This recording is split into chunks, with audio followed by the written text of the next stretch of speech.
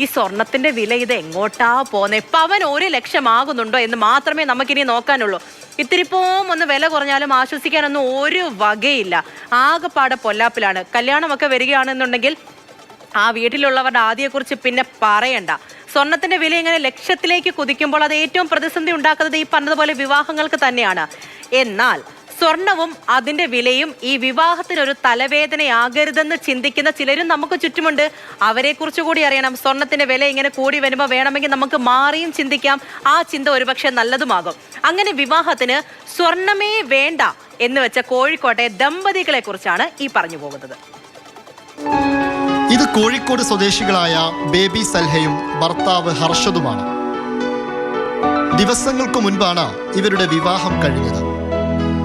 ഈ പോയിന്റ് ഞങ്ങൾ പ്രിയോർ നിക്കാഹിൻ്റെ മുമ്പ് ഞങ്ങൾ നല്ലോണം ഡിസ്കസ് ചെയ്തൊരു കാര്യമാണ്. അപ്പോൾ ആൾക്ക് ആഭരണത്തിൽ സ്വർണത്തിൻ്റെ ട്രെൻഡ് ഞങ്ങൾക്കൊരു സെയിം കോമൺ മൈൻഡ് സെറ്റാണ്. സോ ഞങ്ങളും ഈ ട്രെൻഡ് വേണ്ട, എന്തിനാ സ്വർണം അലങ്കാരം ഈ കാര്യങ്ങൾക്കൊന്നും എൻ്റെ വൈഫിന് വലിയ താല്പര്യമൊന്നുമില്ല. For me and my wife we are so happy. കല്യാണത്തിന് പൊന്നു വേണ്ടെന്ന് സൽഹ നേരത്തെ തന്നെ തീരുമാനിച്ചിരുന്നു. കുതിച്ചു കയറുന്ന വില ഒരു കാരണം തന്നെയാണ്. എന്നാൽ അതിനപ്പുറം പൊന്നിൽ പൊതിഞ്ഞതല്ല സ്നേഹമെന്നും മനസ്സിന്റെ കരുത്തും ഒരുമയും ഹൃദയവും ഒത്തുചേരുന്നതാണ് വിവാഹമെന്ന ബോധ്യം കൂടെയായിരുന്നു അത്. സൽഹയുടെ കുടുംബവും വളരെ നേരത്തെ ആ ബോധ്യം ഉൾക്കൊണ്ടവരാണ്. ഭാര്യനെ സംബന്ധിച്ച് അവന് കഴിയുന്ന എന്തെങ്കിലും ഒന്ന് വിവാഹമൂല്യമായി നൽകുക എന്നുള്ളൊരു ചടങ്ങ് വളരെ ചെറിയൊരു ചടങ്ങാണ് വിവാഹം എന്ന് പറഞ്ഞത്. ഇതിപ്പോൾ നാട്ടിൽ കുറേ മാമൂലുകളും പിന്നെ സാമ്പത്തികമായി കുറച്ച് പുരോഗതി വന്നപ്പോൾ ആൾക്കാർ കാട്ടിക്കൂട്ടുന്ന അതൊന്നും വേണ്ടാന്ന് കരുതി. സലാമിൻ്റെ ആ ഒരു വാദം അങ്ങനെ തന്നെ ഉറച്ചു നിന്നു. എൻ്റെ മകളെ കല്യാണം വരുന്ന ആളുകൾ ഏത് കാലത്ത് വില കൂടിയാലും ഇല്ലെങ്കിലും സ്വർണവുമായി ബന്ധപ്പെടുത്തി അവനൊന്നും ചെയ്യുന്നില്ല. സ്വർണം കല്യാണത്തിന് ഒരു ഉപാധിയാക്കി വെക്കാതിരുന്നാൽ പ്രശ്നം പരിഹരിക്കാവുന്നതേ ഉള്ളൂ എന്നാണ് എനിക്ക് തോന്നുന്നത്.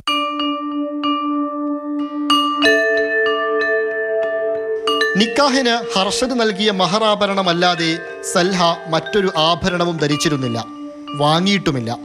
ആ യാത്ര അങ്ങനെ തന്നെ തുടരുകയും ചെയ്യും. തന്നെ വിവാഹം നടത്തിയതിൻ്റെ പേരിൽ സാമ്പത്തിക ബാധ്യതകൾ കൊണ്ട് ഉപ്പയും സഹോദരങ്ങളും ബുദ്ധിമുട്ടരുതെന്ന നിർബന്ധം കൂടെ സൽഹയുടെ ചിന്തകളിലുണ്ട്. വരും തലമുറയ്ക്ക് നല്ല പാഠങ്ങൾ പകരണമെന്നതും ഇരുവരുടെയും ആഗ്രഹമാണ്. ഗോൾഡിൻ്റെ മാർക്കറ്റ് ഒരു ട്രെൻഡായി നിൽക്കുകയാണ്. സോ അതിനെ എസ്കേപ്പ് ചെയ്യാൻ നമുക്ക് ഒരിക്കലും ഇതിപ്പം എസ്കേപ്പ് ചെയ്യുകയാണെങ്കിൽ ഞാൻ കുറേ ആൾക്കാരെ കൺവിൻസ് ചെയ്യണം.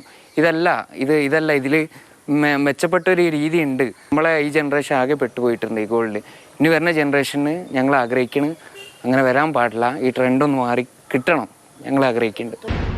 വിവാഹങ്ങളെ പൊന്നിൻ വിലയിൽ തൂക്കാതിരുന്നാൽ പൊന്നിനേക്കാൾ മനോഹരമുള്ളതാണ് വിവാഹമെന്ന് പറഞ്ഞു വെക്കുകയാണ് ബേബി സൽഹയും ഹർഷദും. ആ കഥയാണ് അവർ മനോഹരമായി പറഞ്ഞത്. ക്യാമറമാൻ ജോം ടി കെയൊപ്പം ഇംതിയാസ് കരീം, മാതൃഭൂമി ന്യൂസ്, കോഴിക്കോട്. ഇംതിയാസ് കരീം തന്നെ നമ്മളോടൊപ്പമുണ്ട്. ഇംതിയാസെ, അവരെടുത്ത തീരുമാനം അത് വലിയ കയ്യടി കൊടുക്കേണ്ടതാണ്. ഒന്ന്, ഈ സ്വർണ്ണവില ഇങ്ങനെ കുതിച്ചുയർന്നത് കൊണ്ട് മാത്രമല്ല നമ്മൾ ഈ വിഷയത്തെക്കുറിച്ച് കൂടുതൽ സംസാരിക്കേണ്ടത്. ഒരു വിവാഹം നടത്താൻ സ്വർണം എടുക്കാൻ വേണ്ടിയിട്ട് ഇല്ലാത്ത കടമെല്ലാം ഒപ്പിച്ച് വാങ്ങിച്ചു വെച്ചായാലും ആ സ്വർണ്ണമെല്ലാം വാരിക്കൂട്ടി കല്യാണം നടത്തി കൊടുക്കുകയും പിന്നെ പ്രതിസന്ധിയിലാകുന്ന ഒരുപാട് കുടുംബങ്ങളെ കണ്ടിട്ടുണ്ട്. അതൊന്നും ഞങ്ങളുടെ കുടുംബത്തിന് ഇനി ഉണ്ടാകാനേ പാടില്ല. ഞങ്ങൾക്ക് ഈ സ്വർണം ഇല്ല എങ്കിലും ജീവിക്കാം എന്ന് 2 പേർ തീരുമാനമെടുക്കുക എന്ന് പറയുന്നത് അത് വലിയൊരു കാര്യം തന്നെയാണ്. ഈ കേരളത്തിലെ പലയിടങ്ങളിലും ഈ കല്യാണത്തിൻ്റെ ട്രെൻഡ് അനുദിനം മാറിക്കൊണ്ടിരിക്കുകയാണ്. ആഘോഷങ്ങളൊക്കെ ഒരു പക്ഷേ വലിയ ആർഭാടങ്ങളായി മാറുന്ന തരത്തിലാണ് ഓരോ സ്ഥലങ്ങളിലും കല്യാണം നടക്കുന്നത്. നമ്മൾ റീലുകളിലൊക്കെ ആ രീതിയിലുള്ള കല്യാണങ്ങൾ കാണാറുണ്ട്. അതോടൊപ്പം തന്നെ സ്വർണ്ണാഭരണ വിഭൂഷിതയായി നിൽക്കുന്ന സ്ത്രീകളെ, ബ്രൈഡിനെയൊക്കെ നമ്മൾ നിരന്തരമായിട്ട് നമ്മൾ കാണുന്നതാണ്. പക്ഷേ ഈ വടക്കൻ കേരളത്തിലേക്കൊക്കെ വന്നു കഴിഞ്ഞാൽ, പ്രത്യേകിച്ച് മലബാറിലൊക്കെ ഈ കല്യാണത്തിൻ്റെ ഒരു പുതിയ ട്രെൻഡ് എന്ന് പറയുന്നത് വലിയ രീതിയിൽ ഇപ്പം കല്യാണം ഉറപ്പിക്കാൻ പോകുന്ന ദിവസം 40,000 രൂപയ്ക്കും 30,000 രൂപയ്ക്കുമൊക്കെ മിഠായി വാങ്ങും. അത് സമ്മാനമായി നൽകാനാണ്, മിഠായി വാങ്ങും. അതോടൊപ്പം തന്നെ ഈ മെഹർ സമ്മാനമായി മെഹറായിട്ട് കൊടുക്കുന്നതിനോടൊപ്പം തന്നെ ഐഫോൺ, വലിയ വിലയുള്ള ഐഫോൺ അടക്കം നൽകുന്ന കാഴ്ചകൾ നമ്മൾ നിരന്തരം കാണാറുണ്ട്. ഇത് സാമ്പത്തികമായിട്ടേക്ക് ഒരുപാട് മുന്നിൽ നിൽക്കുന്ന ആളുകൾ കൊടുക്കുന്നത് നിരന്തരമായിട്ട് കൊടുക്കുന്നതാണ്. പക്ഷേ ഇതൊരു ട്രെൻഡായി മാറുമ്പോൾ സോഷ്യൽ മീഡിയയിൽ ഇതിനൊക്കെ വലിയ സ്വീകാര്യത കിട്ടുമ്പോൾ മിഡിൽ ക്ലാസ്സിലുള്ള ആളുകളും ഇതേ ട്രെൻഡിനൊപ്പം പോകേണ്ടി വരുന്ന ഒരു അവസ്ഥയാണ് ഇതിലേറ്റവും സങ്കടകരമെന്ന് പറയുന്നത്. അവിടെയാണ് ഈ സൽഹയും അതുപോലെ തന്നെ ഹർഷാലും നമ്മുടെ കഥയിൽ പറഞ്ഞ രണ്ടുപേരും വ്യത്യസ്തരാവുന്നത്. ഈ സൽഹയെ സംബന്ധിച്ചിടത്തോളം സൽഹക്കൊരു നിർബന്ധമുണ്ടായിരുന്നു, എൻ്റെ കല്യാണത്തിന് ഇങ്ങനെ സ്വർണ്ണാഭരണ വിഭൂഷിതയായി ഞാൻ നിൽക്കില്ല, സ്വർണം വേണ്ട എന്നുള്ളൊരു തീരുമാനം സൽഹക്കുണ്ടായിരുന്നു. എന്നാൽ തൻ്റെ തീരുമാനത്തിനൊപ്പം തന്നെ ആ കുടുംബത്തെ കൂടെ നിർത്താൻ സൽഹയ്ക്ക് കഴിഞ്ഞു, അവരെ കൺവിൻസ് ചെയ്യാൻ കഴിഞ്ഞു, ആ തീരുമാനത്തിൻ്റെ പ്രസക്തി മനസ്സിലാക്കാൻ അവർക്ക് കഴിഞ്ഞു എന്നുള്ളത് തന്നെയാണ് ഏറ്റവും പ്രധാനപ്പെട്ട കാര്യം. അത് അംഗീകരിക്കുന്നൊരു ഭർത്താവ്, അത് ഹർഷദും ആ രീതിയിൽ തന്നെ അതിനെ അംഗീകരിക്കുന്നുണ്ട്. അതുകൊണ്ടാണ് അവർക്ക് ഇങ്ങനെ സംസാരിക്കാനും ഞങ്ങൾ നല്ല രീതിയിൽ മുന്നോട്ട് പോകും, വരും തലമുറക്ക് ഒരു നല്ല സന്ദേശം എന്ന രീതിയിൽ കാര്യങ്ങളൊക്കെ പകരണം എന്നൊക്കെ വളരെ ആത്മവിശ്വാസത്തോടു കൂടി രണ്ടുപേരും പറയുന്നത് അതുകൊണ്ടാണ്. അതോടൊപ്പം തന്നെ സൽഹയ്ക്ക് കുറേ പുസ്തകങ്ങളൊക്കെ വേണം, കുറേ പുസ്തകങ്ങളൊക്കെ സമ്മാനമായിട്ട് വേണം എന്നൊക്കെയാണ് ആവശ്യപ്പെട്ടിട്ടുള്ളത്. ആ രീതിയിലൊക്കെ സമ്മാനങ്ങൾ ആവശ്യപ്പെടാം, കുറേ കൂടെ മാതൃകയാവട്ടെ നമ്മുടെ നാട്ടിലെ കല്യാണങ്ങളൊക്കെ എന്നാണ് പറഞ്ഞു വെക്കുന്നത്. സ്വർണം ആർക്കും ഒരു പ്രശ്നമാവരുത്, സ്വർണത്തിന്റെ വില വരും തലമുറക്ക് തീർച്ചയായിട്ടും അതൊരു പ്രശ്നമാകരുത്, അതാണ് വേണ്ടുന്നത്. ഇപ്പോൾ എന്തിനാണ് വിവാഹത്തിന് സ്വർണം എന്ന് ചോദിക്കുന്നുണ്ടാകും. ഇപ്പോൾ പിടിച്ചു പറിച്ച് വാങ്ങുന്നില്ല എങ്കിൽ പോലും, സ്ത്രീധനം എന്നുള്ള പേരിൽ വാങ്ങുന്നില്ല എങ്കിൽ പോലും അത് പലരുടെയും ആഗ്രഹം കൂടിയാണ്, അതിൽ കുറ്റം പറയാനും പറ്റത്തില്ല.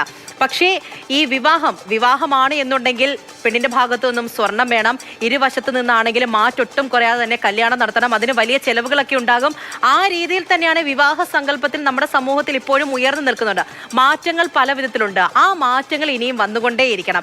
ഇവിടെ എനിക്കൊരു കാര്യം കൂടി ചിന്തിച്ചത്, ഇപ്പോൾ ഇവർ രണ്ടുപേരും തീരുമാനമെടുത്തു, വളരെ നല്ലതാണ്. ആ ഒരു വീട്ടുകാരും അതിനോടൊപ്പം നിന്നു, ഈ ബന്ധുക്കളും എല്ലാവരും അതിനോടൊപ്പം നിന്നിട്ടുണ്ടോ? പലപ്പോഴും ഈ ഇടങ്ങേറിട്ട് വരുന്ന പലരും ഒക്കെ ഉണ്ടായിരിക്കും. പക്ഷെ ഇവിടെ അങ്ങനെ ഉണ്ടോ ഇല്ലയോ എന്നുള്ളത് എനിക്കറിയത്തില്ല. പല വീടുകളിലും പ്രശ്നമാകുന്നത് ഇതൊക്കെ തന്നെയായിരിക്കും.